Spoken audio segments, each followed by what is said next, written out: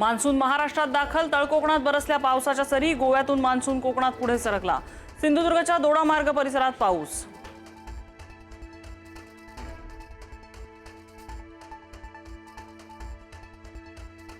मुंबईला पाणी पुरवठा करणाऱ्या तलावांमध्ये 14%च पाणी।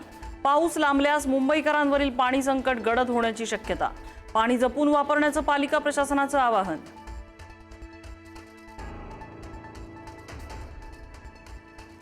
कॉकरोच जनता पार्टीचं अभिजित दीपकेंच्या उपस्थितीत दिल्लीत जंतर मंतरवर आंदोलन।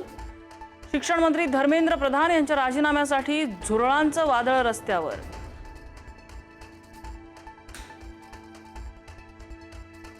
मराठा आंदोलक मनोज जरांगेंनी मानले मुख्यमंत्री फडणवीसांचे आभार। सरकारला गोरगरीब मराठ्यांचं मन जिंकता येत आहेत। जरांगेंची प्रतिक्रिया, जात प्रमाणपत्र तातडीनं वितरित करावी, जरांगेंची मागणी। ठाकरेंच्या सेनेचे वैभव नाईक रत्नागिरी एसीबीच्या चौकशीच्या फेऱ्यात।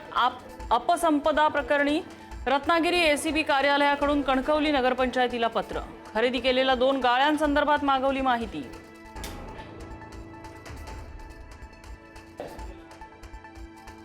कांदा खरेदीवरील बाजार शुल्क माफ करण्याचे शासनाचे आदेश। बाजार समिती प्रशासनाला तातडीने अंमलबजावणीच्या सूचना।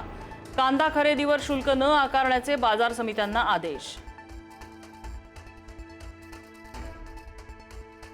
केस कटिंग आणि दाढी करणं आता महागलं। सलूनच्या दरामध्ये 20% वाढ। आजपासून राज्यभरात दरवाढ लागू।